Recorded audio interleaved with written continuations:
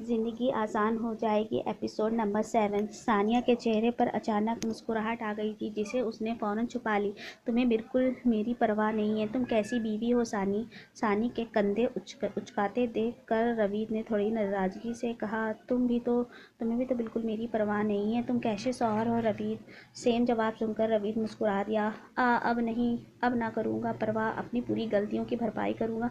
मेरी वजह से कभी तुम्हारी आंखों में आंसू नहीं आएंगे। हाथ उठाना तो दूर की बात है, तुम्हें कभी गुस्से से भूलूंगा भी नहीं। रवीद उस थप्पड़ पर भी बहुत शर्मिंदा था। सारा और जब्बार को भूल जाओगे?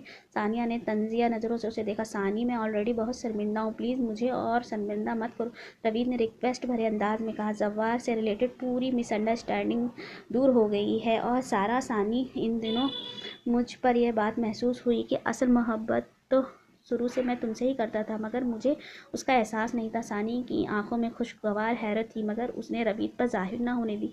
उसका रवीद से को थोड़ा सताने का प्रोग्राम था। मैं तुम्हें माफ़ नहीं करूँगी रवीद, और ना ही तुम्हारे साथ घर जाऊँगी। सानी, प्लीज़ मान जाओ।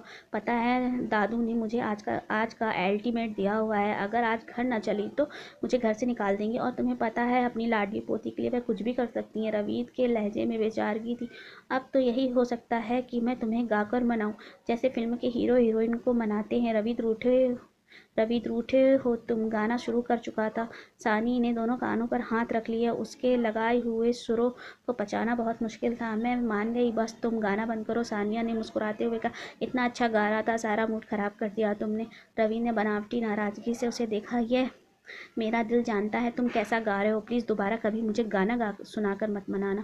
सानिया उठते हुए बोली। रवीद भी उसके साथ ही खड़ा हो गया। रवीद, तुम्हारे माथों की सलवटें कहाँ गईं जो कुछ दिनों पहले हमेशा तुम्हारे माथों पर रहती थी? उन सलवटों को मैंने प्रेस कर दिया है और दूर कर दिया है। अब कभी नहीं आएंगी, रवीद ने मुस्कुराते हुए कहा। और वह जो तुम हर वक्त गुस्से में दहाड़ते थे, अब मेरी मजाल नहीं कि मैं तुमसे तेज़ आवाज़ में बात करूं।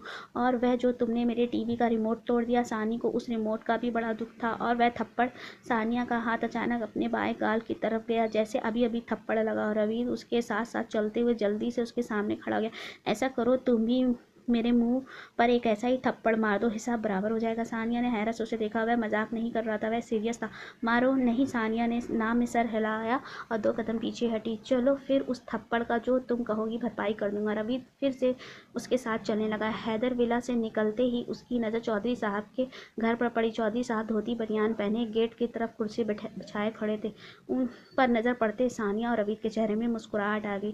क्या हुआ चौधरी अंकल, आप इतनी सुबह सुबह यहाँ क्यों बैठे हैं? पता नहीं कौन कमबख्त बार बार बेल बजाकर भाग जा रहा है, चौधरी साहब ने दुखी होते हुए बताया। रवीद की नज़र फ़ौरन सानिया पर पड़ी। उसके चेहरे पर ऐसे ही रंग थे जैसे रवीद के चेहरे पर थे। फिर दोनों के चेहरे पर मुस्कुराहट आ गई।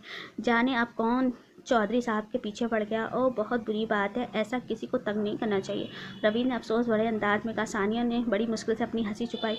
वह जो भी था, आई थिंक अब नहीं आएगा। रवीद ने एक नज़र सुनसान गली पर डाली और उस वक्त उसे ऐसा महसूस हो रहा था कि रवीद से ज़्यादा चौधरी साहब का गम सुनने वाला कोई नहीं है। आप बेफिक्र होकर जाकर आराम करें, रवीद ने मोहब्बत से कहा। चौधरी साहब अपनी कुर्सी उठाए वापस घर के अंदर चले गए।